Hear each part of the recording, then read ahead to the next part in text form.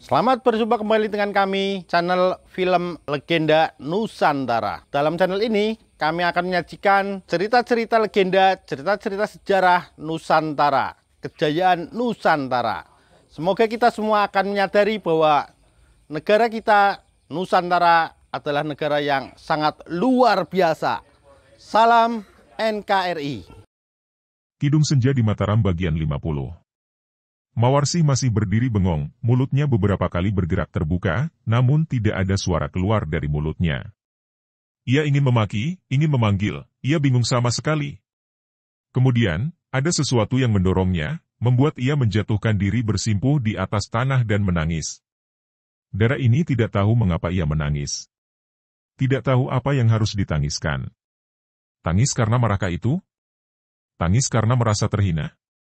Atau tangis karena menyesal si kedok hitam pergi begitu saja sebelum ia mengenalnya lebih dekat?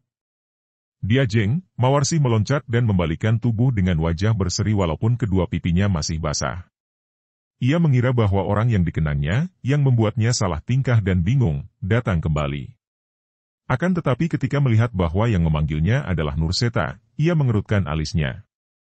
Ah, Andika, Kakang Mas Nurseta. Diam-diam Nurseta bingung juga. Tadinya, dia menyusul Warok Wirobandot untuk berlagak menolong gadis ini dari tangan ayah kandung Maya Resmi itu. Akan tetapi, dia menemukan Mawarsi bersimpuh di atas tanah seorang diri dan menangis. Apa yang telah terjadi, Diajeng? Bukankah Andika tadi tertawan? Dia tidak melanjutkan kata-katanya, khawatir kalau mengucapkan sesuatu yang akan membongkar rahasianya. Akan tetapi saat itu Mawarsi sudah pulih kembali kesadarannya dan ia pun pertama-tama teringat akan ayahnya. Kakang Mas, di mana Bapak? Bagaimana dengan Bapak? Pertanyaan ini memang tidak dapat dijawab oleh Nurseta. Tentu orang tua itu kini telah mampus, pikirnya. Tadi ketika dia pergi menyusul Wirobandot yang melarikan Mawarsi, Ki Sinduening sudah payah menghadapi pengeroyokan lawan yang amat banyak. Aku tadi. Melihat Andika dilarikan orang, maka aku lalu melakukan pengejaran, Diajeng. Aku tidak melihat bagaimana keadaan Paman Sinduening. Mudah-mudahan dia dapat mengatasi para pengeroyoknya. Ah, kita harus cepat ke sana. Kita harus membantu Bapak, kata Mawarsi dan seolah-olah ada tenaga baru bangkit dalam dirinya. Ia berlari secepatnya, diikuti oleh Nurseta dari belakang. Perasaan gelisah karena mengkhawatirkan keselamatan ayahnya membuat Mawarsi dapat berlari cepat sekali sehingga Nurseta agak tertinggal di belakang. Setelah tiba dekat tempat pertempuran tadi, Nurseta yang berada di belakang Mawarsi terbelalak, akan tetapi dia terus berlari. Apa yang dilihatnya sungguh berlawanan dengan yang dibayangkannya semula. Dia melihat Ki Sinduening, masih hidup dan sedang duduk bersila, agaknya menghimpun tenaga. Dan tak jauh dari situ, nampak belasan orang sedang beristirahat pula, ada yang mengobati luka masing-masing, ada yang mengurus belasan ekor kuda yang berada di situ. Pertempuran telah terhenti dan nampak beberapa sosok mayat malang melintang. Dan betapa herannya ketika mengenal bahwa belasan orang itu adalah para prajurit anak buahnya yang ditinggalkannya di perbatasan. Kini, sekilas pandang saja, tahulah dia. Ki Sinduening tertolong, diselamatkan oleh pasukannya.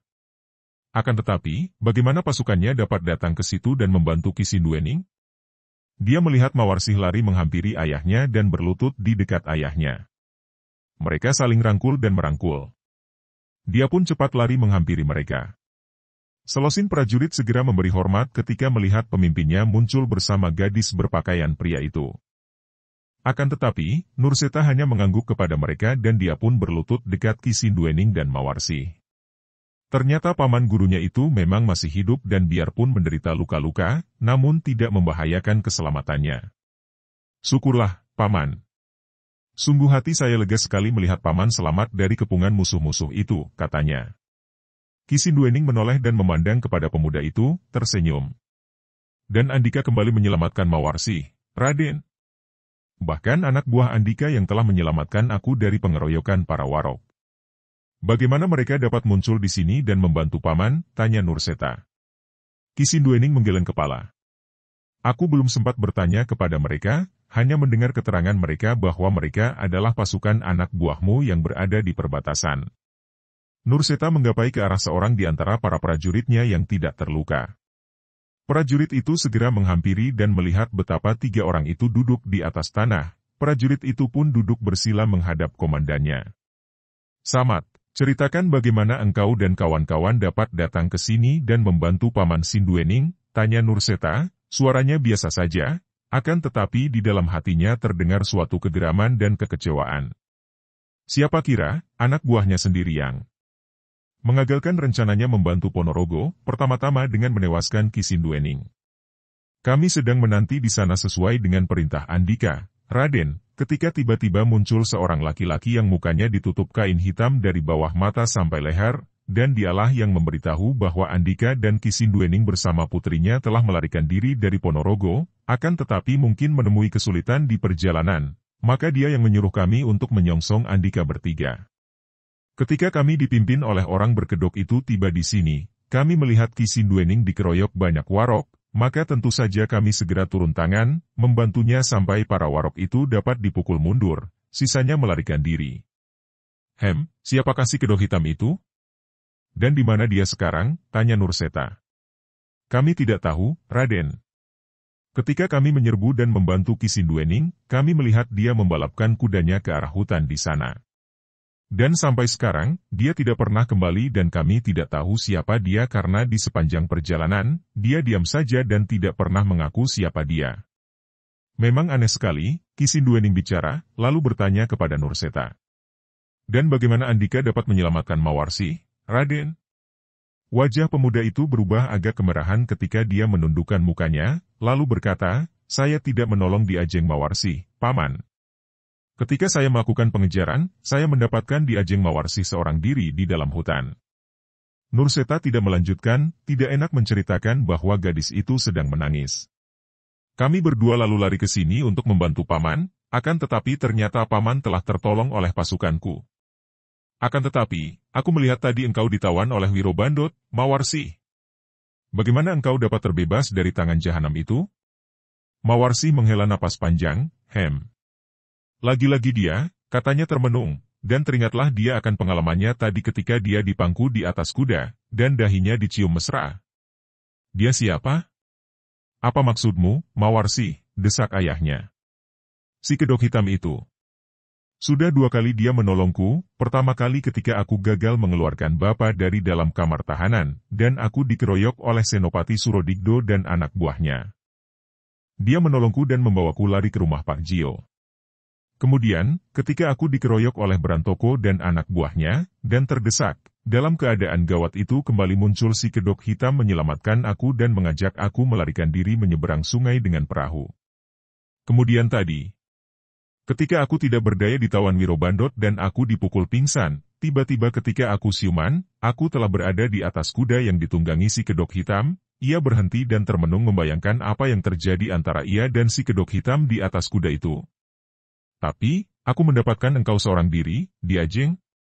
"Di mana dia?" tanya Nurseta. Mawarsi menarik napas panjang dan menggeleng kepala. "Seperti 2 kali terdahulu ketika menolongku, dia pun pergi begitu saja tanpa mengeluarkan sepatah kata pun. Aku tidak tahu siapa dia, tidak tahu di mana dia." Nurseta mengerutkan alisnya. "Kenapa gadis itu dia dapatkan sedang menangis seorang diri? Akan tetapi dia tidak berani bertanya-tanya lagi. Sungguh aneh sekali. Siapapun adanya si kedok hitam, jelas bahwa dia bukan orang yang berpihak kepada Ponorogo," kata Sinduening. "Sudahlah, sebaiknya kita cepat pergi dari sini. Siapa tahu para warok itu akan datang lagi menyerang. Kalau kita sudah melewati perbatasan, barulah aman." Rombongan itu pun berangkat. 3 ekor kuda terbaik diserahkan oleh pasukan kepada mereka, dan ada di antara para prajurit yang berboncengan dengan yang luka-luka. Mereka mengambil jalan terdekat, melewati dusun beleduk yang sudah nampak sunyi karena para penghuninya telah pergi setelah melihat Ganjur dan kawan-kawan kalah dan melarikan diri. Perjalanan cepat itu tidak mengalami gangguan sampai mereka tiba di Mataram. Tentu saja Nurseta dianggap berjasa besar telah dapat membebaskan Sinduening dari tahanan Kadipaten Ponorogo. Sang Prabu Hanyokrowati marah mendengar betapa adik tirinya, Pangeran Jayaraga yang menjadi Adipati Ponorogo, tetap ingin memberontak karena iri hati dan ingin merampas tahta kerajaan Mataram.